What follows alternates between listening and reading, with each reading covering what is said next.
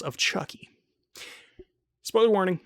I'm going to be spoiling this one especially in depth because even in the namesake, there's a big element of this movie that you should know about or not know about going in. Cult of Chucky is a bit of a scattered movie in terms of the plot, but I did really like this one as well. It follows up Nika after the events of Curse, and now she's being blamed for all the murders that took place at her home, and she's in an asylum for the criminally insane. Cult of Chucky adds in an element to the lore that wasn't previously there, which I can understand if it's polarizing to some.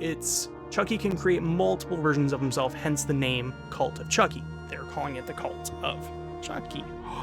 That's how they came up with the name. Just kidding, I knew that already, because they say it in the movie. Haha. I really like this because it helps differentiate Chucky from the other slasher villains further than him just being a tiny little doll who laughs at everything and cracks jokes and is crazy. I like it. It adds to that element of dread, because a lot of people probably look at the franchise and are like, it's just a stupid doll, kick it, or throw it, or whatever.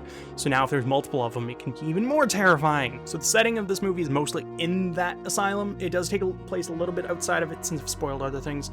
It does also follow Andy Barclay, the original from 1, 2, and 3, which is so cool to see. It's kind of dealing with what he's been doing since his exposure to Chucky, and how he's been his whole life's been ruined and taken from him because of Chucky. Nika, what's nice about her as well is that she's easily the most likable protagonist since Andy, so to have them both in this movie, it's great to see.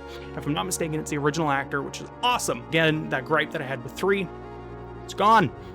It's the original guy. You can see it in his eyes, unless it's not, and they just gotta look alike. I should probably look that up. No, I'm not going to. I'm going to keep the integrity of these reviews. The rest of the cast doesn't really stand out. Chucky, Nika, and Andy are the main reasons to watch this movie. They are all great, and I loved that aspect of the movie. Everybody else is filler, again. The gore and effect work in this movie was so good. It's kind of gross at points, but I loved it. Chucky, again, looks uncanny, which is cool. I'd argue even more than last time, even though I said that in the last review.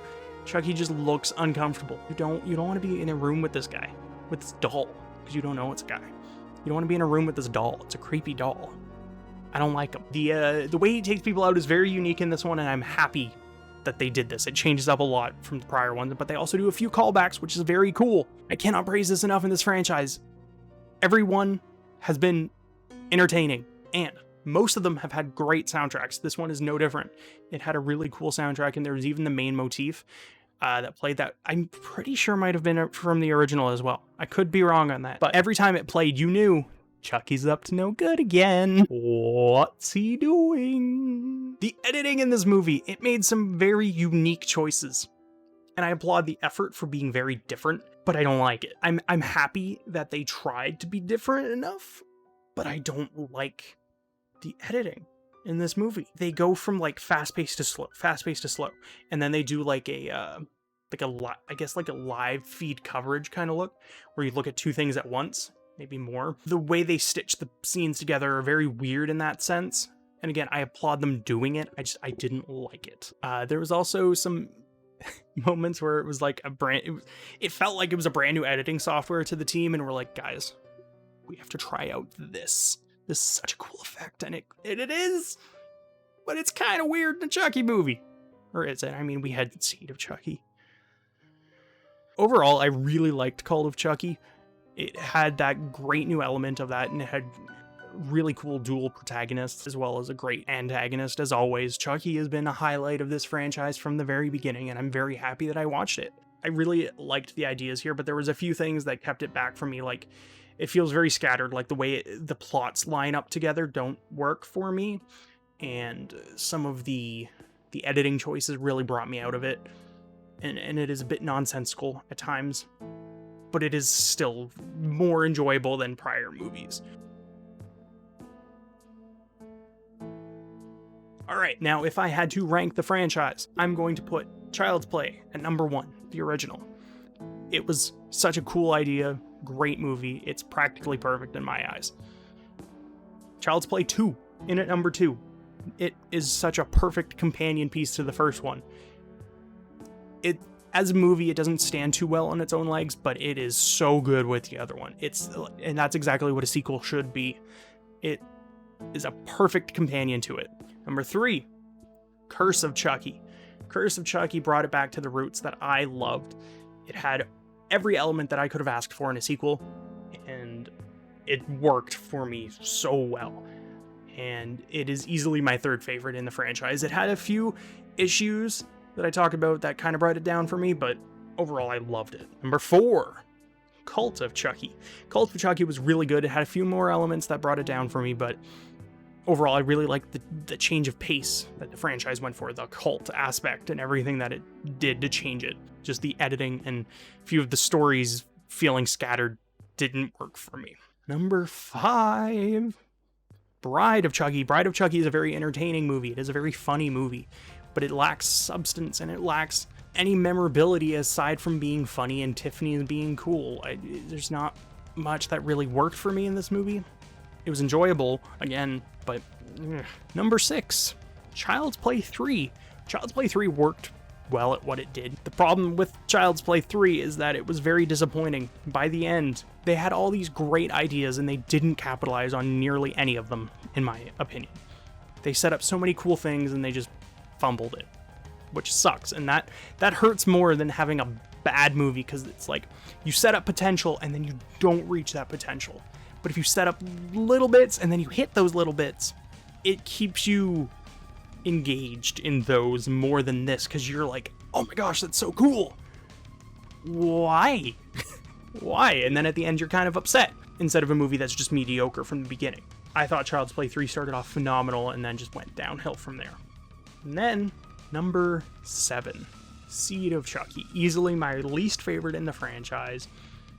It is just insanity, and I do not think I was in the right mind to be watching it. I don't know who would be at any time. I'm really curious what the writers were doing. What specifically Don Mancini was doing during this. I need to watch it behind the scenes. There's so many things in this movie where I'm like, somebody wrote that, then further took it and was like, yeah, let's do this. And then they filmed it and then edited it and put it. What was like, nah, that's too much. What was there that was too much for Seed of Chucky? That's the way I put it. Thanks for watching this series. If you haven't, I'm sure I have a playlist by now. I really enjoyed the Child's Play franchise. I had seen 1 and I think 2, and the rest of them were brand new to me. So this was really cool that going in 2022, getting to see a franchise from the 80s, well, more so in the 90s because of sequels, getting to see, let's say, a 90s series, a slasher series, brand new to me for the first time, was really cool. And I appreciate you watching me just talking through my thoughts, because these aren't proper reviews with scores. They are just me talking about how I feel about the franchise or the movies that I watch, because I feel like ranking movies is something that you can't really do. Like, I will grade them for my own personal reference, but I don't like doing that in a video form. I will do that on Letterboxd. I'm sure I have the numbers down here, but again, that's just for me, because I use Letterboxd as more of a me thing.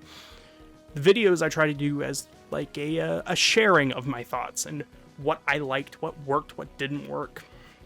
And to necessarily grade that for other people, I don't like the idea of that. But yeah, that's my thoughts on Child's Play and Chucky as a franchise. The TV show, I saw season 1, inspired me to watch all these. Great show as well. Not perfect, but very enjoyable, especially because it's a slasher series. But yes, I appreciate you hanging out. Please like, comment, subscribe, bell, all the things. You know the things. I'm sure every YouTuber tells you to do them. I apologize for that. But apparently bringing it to people's attention works. Have a great day.